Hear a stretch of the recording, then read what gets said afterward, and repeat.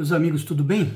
Olha só, hoje eu gostaria de saber um pouco como você está, né, no meio de todo esse tempo que nós estamos vivendo, tempos difíceis, né? Temos falado sobre tantas coisas e lá se vão algumas semanas de isolamento social e a gente tem ainda uma batalha pela frente, né, tanto na parte da saúde quanto da economia, que muitos impactos ainda virão.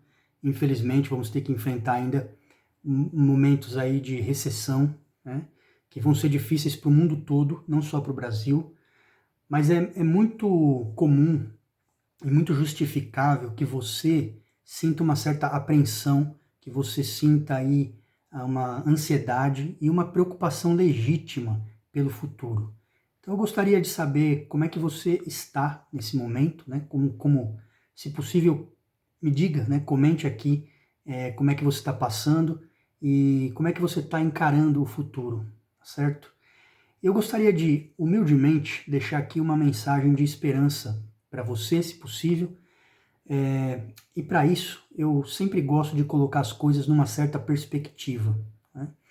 Para lembrar o seguinte, que nós estamos passando por momentos difíceis, sim, mas não é a primeira vez que o ser humano passa por coisas difíceis e se mostra capaz de superar, né?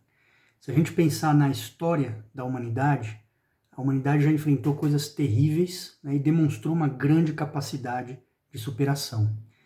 Então, por exemplo, só para dar uma ideia, uma perspectiva sobre isso, na nossa história mais recente, lembrar que o mundo, por exemplo, já enfrentou duas grandes guerras mundiais e no meio dessas duas grandes guerras, uma grande depressão econômica, e o mundo e a humanidade encontrou um meio de seguir adiante.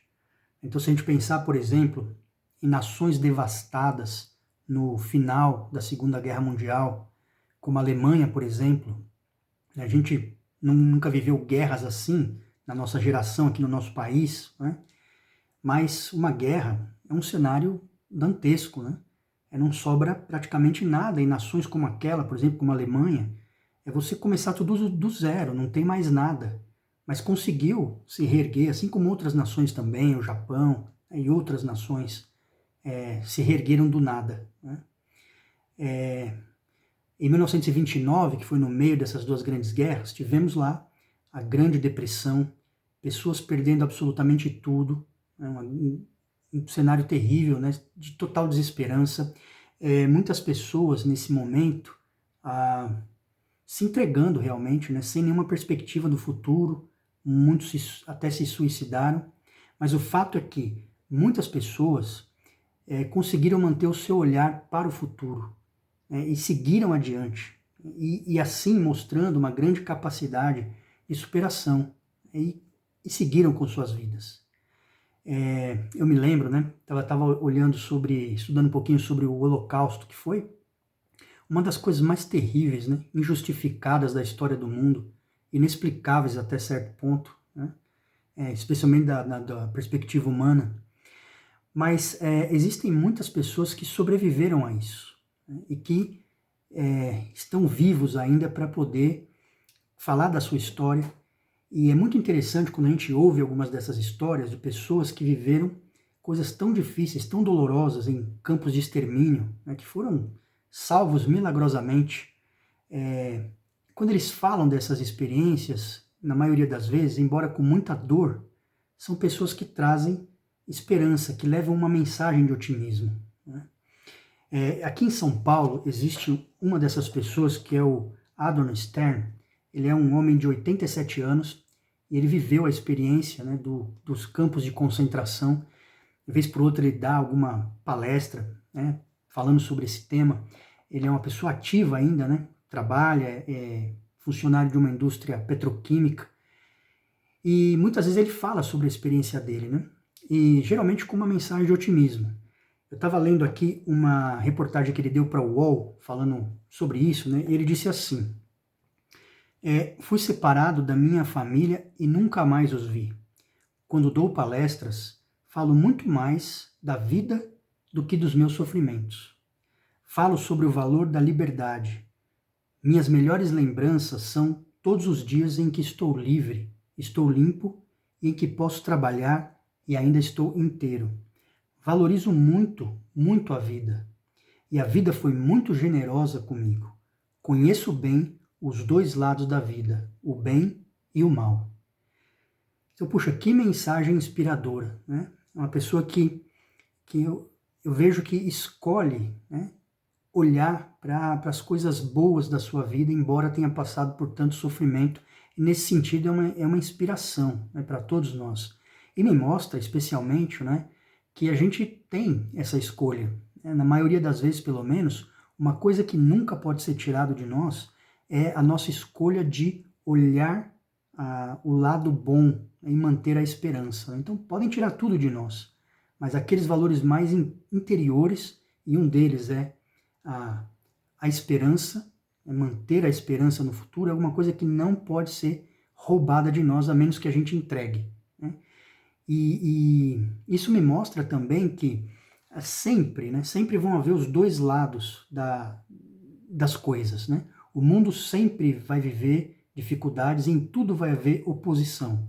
Mas entre os opostos, a gente tem uma escolha só, que é olhar mantendo a esperança. Essa é a nossa única campo de ação, né, diante de coisas que a gente não pode controlar. A respeito disso, tem um escritor inglês que é o Charles Dickens. Ele escreve uma obra que eu acho muito bonita, que é Um Conto de Duas Cidades. Esse livro ele foi escrito no século XIX e ele fala sobre o século XVIII, a época da Revolução Francesa. E vocês sabem que no cenário da Revolução havia uma situação muito difícil, muita penúria, doenças, muita fome também. Para ter uma ideia, a situação econômica era tão difícil que as pessoas precisavam trabalhar muitíssimo para poder comprar um pão. Um pão. Tão difícil que era a situação econômica ali naquele cenário da Revolução Francesa e depois da Revolução também. Né? Massa de pessoas miseráveis e muitas vezes sem nenhuma perspectiva no futuro.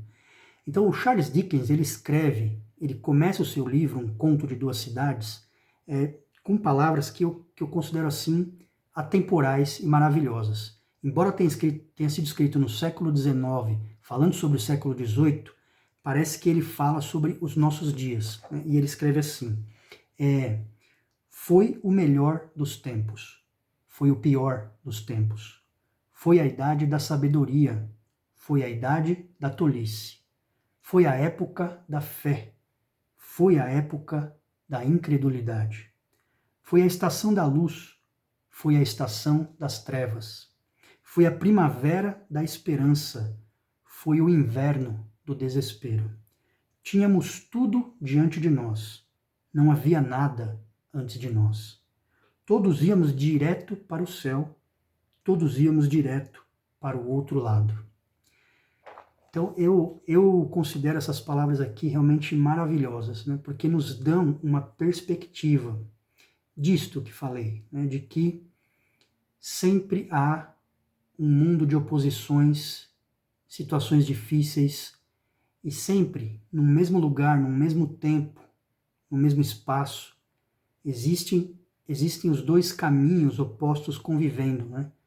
O bem, o mal, a luz, as trevas, né? A penúria, a prosperidade, e que nós temos, diante de tudo, uma escolha, que é olhar com esperança para o futuro. E eu queria dizer para você aqui, sem nenhum tipo de leviandade, algo que realmente eu acredito, que não é palavras de autoajuda, não. Eu realmente acredito que o modo como a gente escolhe olhar para qualquer circunstância na nossa vida diz muito a nosso respeito e nos ensina muito.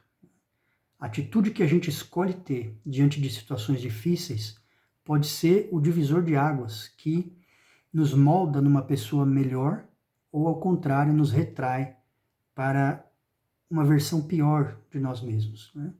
Então eu gostaria muito que dentro de você se despertasse uma grande humanidade, uma grande esperança no futuro, porque eu sei que ele ainda vai ser muito brilhante para todos nós, e como seres humanos a gente vai passar por isso e sair lá na frente moldados em uma versão melhor de nós mesmos. E até lá, Gostaria que você mantesse a esperança e me conte, né, como é que está sendo para você esse tempo, que eu considero um tempo de aprendizado. Até mais, meus amigos, vamos juntos e vamos com fé e com otimismo e esperança. Até mais. Tchau, tchau.